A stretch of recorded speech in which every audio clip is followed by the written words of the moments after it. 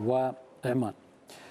وبما أن احنا وصلنا إلى لحظات الختام، أنا قلت مستحيل أطلع من العراق ومستحيل أرجع قطر إلا لما أشوف اثنين. هالاثنين ما يعرفوني أنا، بس أنا أعرفهم من خلال معرفتي في أبهاتهم.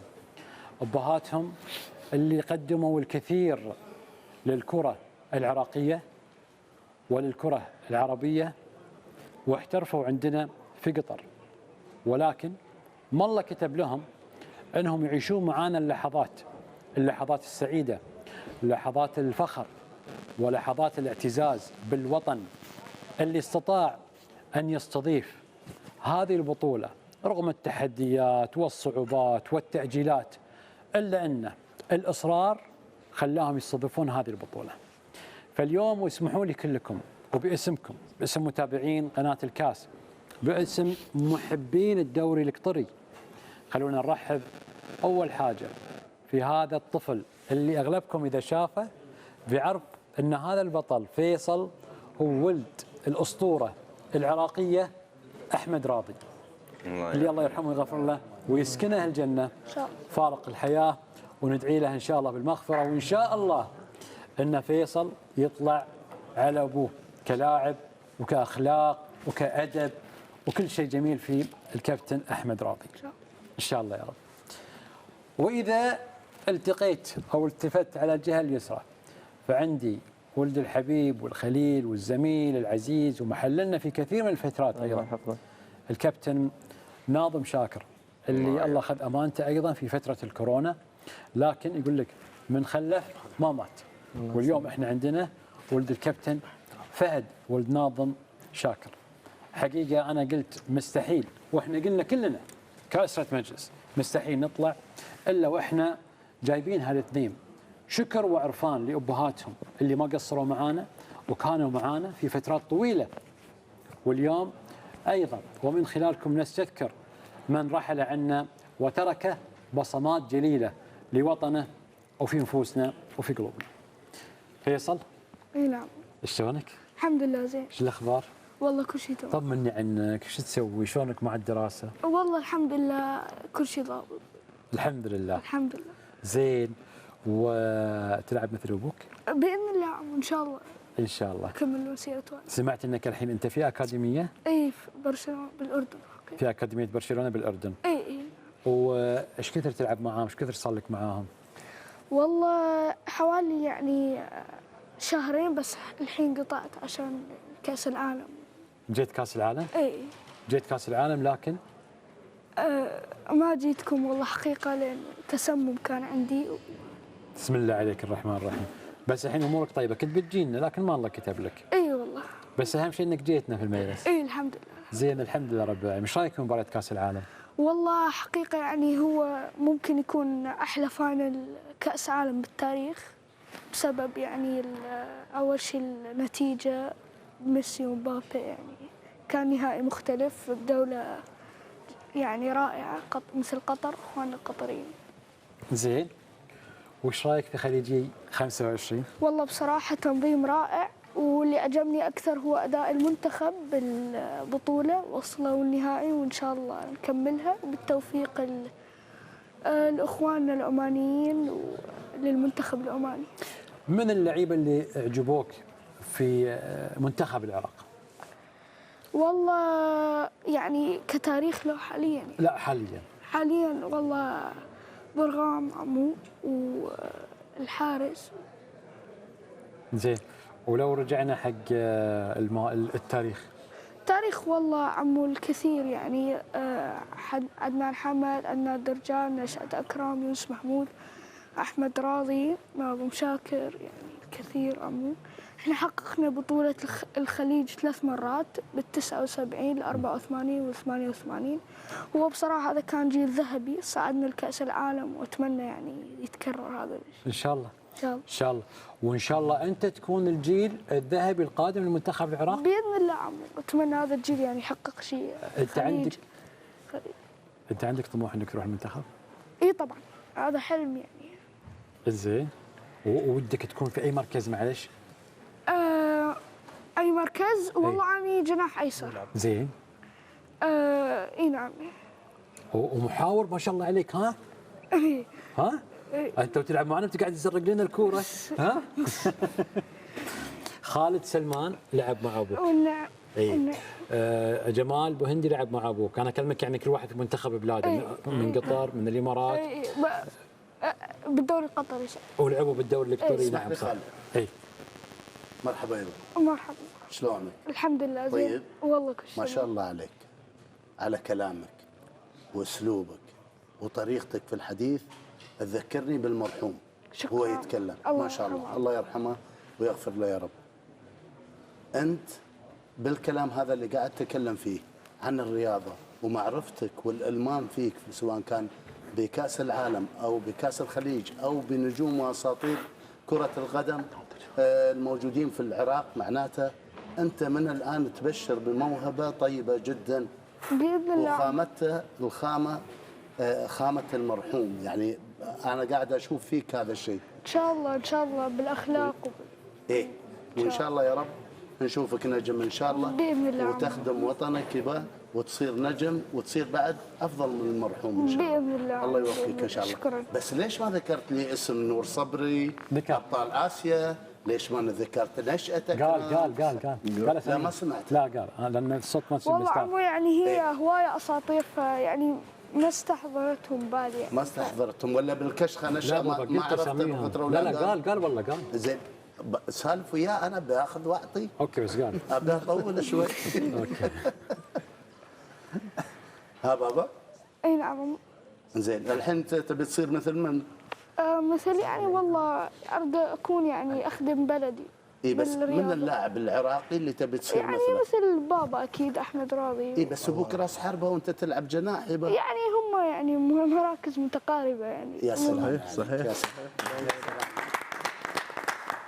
يا سلام الله يوفقك. الواحد يخدم بلاده، ها؟ اكيد طبعا. اي والله. اكيد. وش دراستك شلونك معاها؟ والله الحمد لله عمو كل شيء تمام. زين. وطبعا ابوك كان دائما يحب انه يشوفك في اعلى المراتب، فانت اي لازم. طبعا واكيد الصلاه والصاني عليها والدين اهم شيء. طبعا الواحد يصلي، الواحد يعني يلتزم، وهلا في يمك. طبعا ما في نقاش. ان شاء الله. ان شاء الله يا رب. فهد، علومك شلونك؟ بشرني عنك. والله الحمد لله الامور طيبه ان شاء الله. نورتوا البصره الله يخليك. والعراق كله. منوره باهلها. أهلاً وسهلاً منوره بكم. باهلها والعراق منور باهلها. انت علومك بشرني عنك. والله الحمد لله. شلونك وين؟ بسم الله. بالبدايه نحب نشكر هاي الدعوه الله الجميله يسلمك. ونشكر الحضور جميعا على هاي المبادره الحلوه استدعيتونا، وشكرا جزيلا لكم وفرحانين والله بشوفتكم. الله يسلمك. الله يسلمك. زين، وانت شو تسوي في الحياه الحين؟ والله الحمد لله. وين عايشين. وصلت؟ والله دا العب كره قدم والدرجه الثالثه زين. مع نادي الدفاع الجوي حاليا. في الدرجه الثالثه. الدرجه الثالثه نعم. زين، اي مركز انت؟ انا مدافع يسار. مدافع يسار. حلو. زين. واي مركز انتم في الدوري؟ احنا درجه ثالثه بعد ما بدا الدوري. لا الحين ما تصفيات، بدأت. إيه. انا قصدي ترتيب، انا تصفيات للحين. إيه. زين. وعلومك في الحياه عموما، تشتغل ما والله تشتغل؟ نعمه ان شاء الله اشتغل ها؟ وياه يعني على شوي كذي وشوي كذي. إيه. ما علي، بس الدنيا صعبه.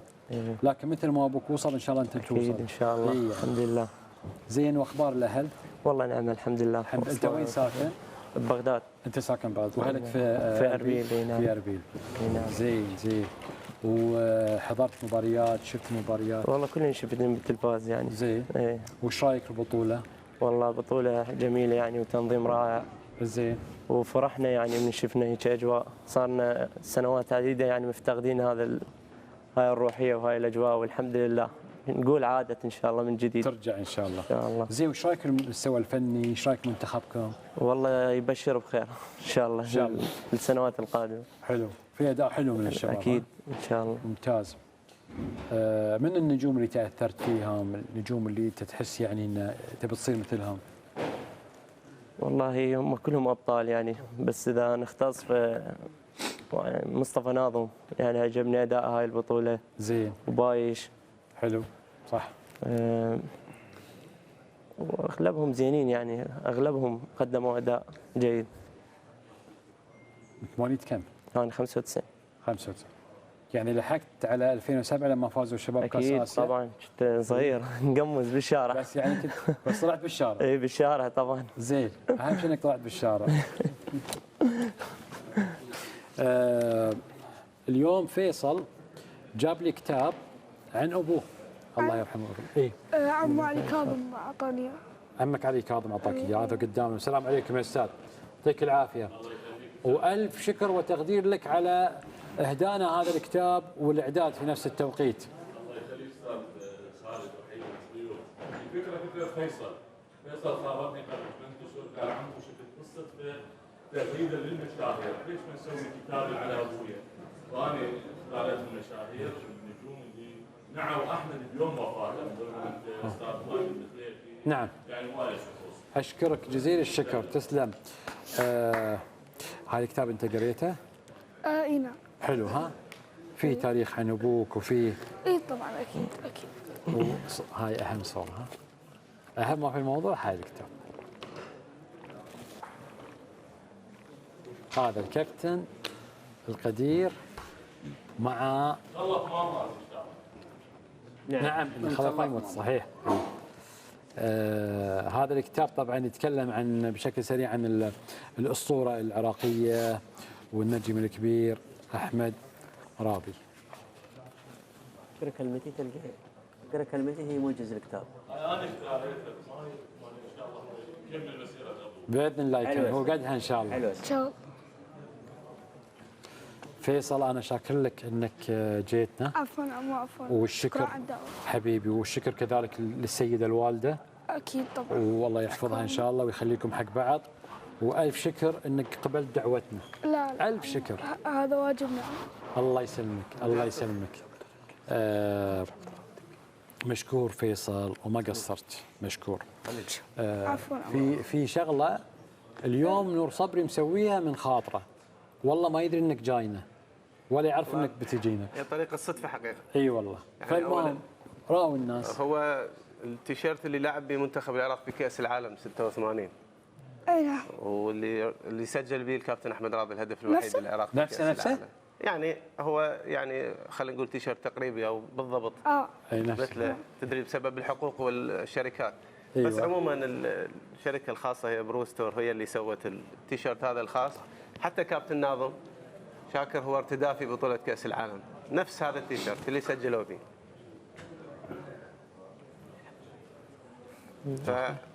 طبعا هديه لاعضاء المجلس وهديه مع بابا. ما علي ما علي. هاكي طيب يبا حبيبي عشان اقول كل شيء هون. روح حبيبي روح. مشيت ابوه الله اتشكر منك عمو، اتشكر. خالد، مشيت ابوه الله يرحمه. بعد همين بعدين. ان شاء الله كابتن. تعال فيصل تعال. تعال يبا تعال. تعال. تستاهل تستاهل. زين. نعتذر عمو. ها؟ نعتذر. تستاهل تستاهل. خلينا نشوف مع بعض. الله الله الله الله. نفس التيشيرت يعني؟ اي نعم. اي ضد بلجيكا لعبنا في ها؟ التيشيرت ضد بلجيكا. اي بال 86 كأس العالم، هو يسموه كأس عالم مارادونا، بس يعني هو الكأس العالم الوحيد اللي العراق صعد به. أتمنى والله، واحدة من أحلام بابا كانت إنه العراق يصعد مرة ثانية لكأس العالم. أتمنى تصير بال 26 ان شاء الله يا رب ان شاء الله. إن شاء الله. يعني سوينا لقاء من قبل مع بابا يونس محمود، اي نعم. عمو يونس، وقال ان من الطموحات ان توصلون ان شاء الله كاس العالم بال 26 بإذن الله. ان شاء الله. وهذا الجول اللي جابه على بلجيكا. اي بالدقيقة 57 أعتقد. بإذن الله. وانت تستاهل. إن شاء الله. شنو تدرس الحين؟ تدرس في مدرسه خاصه، مدرسه حكوميه؟ والله أدرس بالمونتسوري بالأردن. اي خاصة، مدرسة خاصة. اي نعم. الله يوفقك إن شاء الله الله. يوفقك ان شاء الله. السؤال فيصل، توقعاتك مباراة بكره؟ والله يعني المنتخبين قدموا أداء جيد بالبطولة. المنتخب العماني منتخب رائع، والمنتخب العراقي كذلك يعني نفس الشيء. بس بصراحة يعني ما عندي توقعات حاليا يعني. ما أدري عنده بصراحة. امنيات. انا ما بك تتوقع، ابيك توجه كلمه حق اللعيبه. شو تقول حق اللعيبه؟ والله بصراحة يعني إحنا كعراقيين من زمان فرحانين بطولة يعني مثل كأس الخليج، فأتمنى يعني يحققوها ويفرحونا ان شاء الله. إن شاء الله. ان شاء الله. بالتوفيق ان شاء الله. للعلم ترى احنا موجودين بالبصره الحين صار لنا كم يوم؟ 17 يوم 18 يوم إي نعم. من تاريخ 4 إي جيناكم. إي 4. تعرف من نروح مكان او نسولف مع ناس يجيبون طاري ابوك احمد راضي ويجيبون طاري ناظم شاكر ويجيبون طاري اللاعبين، لكن للحين شوف الواحد اللي يخدم بلاده. إي طبعا أكيد عمو. وبصراحة الشعب خفف علينا إحنا كعائلة هواية الشعب العراقي. مع ناظم الله يرحمه، والله عشنا فترة بطولة هو عارف خالد، هو اللي غير الفكرة في الشعب العراقي. تعرف ايش بطولة كأس الخليج، وبعد ما يخلص العمل نطلع مع بعض ويطلعوا مجموعة. أول مرة أخذ صورة عن الشعب العراقي مختلفة بسبب ناظم شاكر. جميع الطوائف حتى كنت تعرف في الإعلام والإخبار كيف كذا تروحوا مع بعض. وبعدين بديت يونس وبدينا المجموعة وجيت البصرة خذينا الفكرة الأخرى. ولا أبوك بداية وأكثر شعب لعلمك إذا شيء بطولة كأس الخليج ولا العرب الشعب العراقي إعلامي لاعب يجتمعوا مع بعض بعد ما يخلص هاي البرامج. وانا معاهم اكثر فترات رحت صراحه. ابوك الله يرحمه بيننا سوالف كثيره يرحم والديك. وبيننا مخالقات ومشاكل داخل هو برنامج وبرا البرنامج الله يرحمه. هو يعزك كان همينه. مع بعض دائما حتى اتصالات كان الله يرحمه. الله يسكنهم الجنه ان شاء الله. امين يا رب العالمين. والبركه فيكم ان شاء الله. إن شاء الله. الله يسلمك. وزارتنا البركه الله فيصل. يبارك فيك عمو. وان شاء الله إن شاء الله. الله يعطيني طولة العمر واجي ان شاء الله احضر لك مباراه وانت بالمنتخب بإذن الله عمو بإذن الله. ان شاء الله. إن شاء الله. فيصل قواك الله. الله يسلمك. الله يحفظك. انا سعيد جدا ان جيتوا اليوم. احنا السعداء. شكرا جزيلا. وسلم على الاهل. سلم على الله الاهل. يسلمك. أكيد. تفضل. أنا هذا أول مرة شفته كان صغير شافني انهزم ركض. فيصل الله يرحم أبوك. الله يرحمه. أبوك رمز وكنا كنا نتمنى نصير مثل الوالد. كنا نتمنى نقعد يمه كنا نتمنى نسولف وياه. شكرا. إذا كابتن ناظم الله يرحمهم ورحمته الواسعة يا رب. أنا أحب أشكر هذا الإنسان هذا علي. هذا الوحيد اللي وقف وقفة رجاله. كلنا قصرنا ويا أهل أبو هيا. هو الوحيد اللي وقف، هو الوحيد اللي بقى مستمر، هو الوحيد اللي بقى يطالب بحق أحمد راضي. إذا عنده حق هو عنده حق أحمد راضي لأنه خدم العراق وقدم العراق كثير. هو الوحيد اللي بقى متواصل ويا أهله، متواصل حتى بصفحته. صفحة أحمد راضي هو ينزل ويترحم له وينزل له صور وينزل له فيديوهات ويذكره. علي أنت أحسن من عندنا، أنت رجال. الله يوفقك إن شاء الله.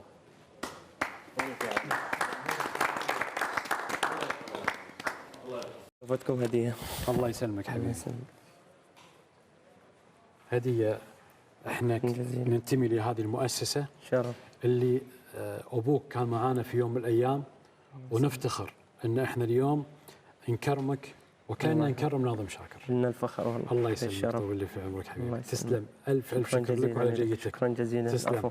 شكرا. تسلم حبيبي. انت الحين صرت رجال ما شاء الله عليك. شكرا. فلازم بعد ان احنا نعطيك هديتك. لك هديتين. أي. زين. الهديه الاولى اللي هي هذا شعار قناه الكاس. شكرا عمو. شكرا. وانت تستاهل اكثر. شكرا لك. الله يسلمك. الهديه الثانيه اذا سمحت لنا بيعطيك اياها الكابتن الاسطوره مالتنا خالد سلمان. روح عند بابا خالد. خلها في الارض. خلها في الارض. تتوقع حيبي اي رقم هذه؟ خلها في الارض. 8 أكيد. شكرا. تعبنا. تستاهل. لا بالعكس ان شاء الله اشوفك كثير. لف المجلس لو سمحت. ايوه.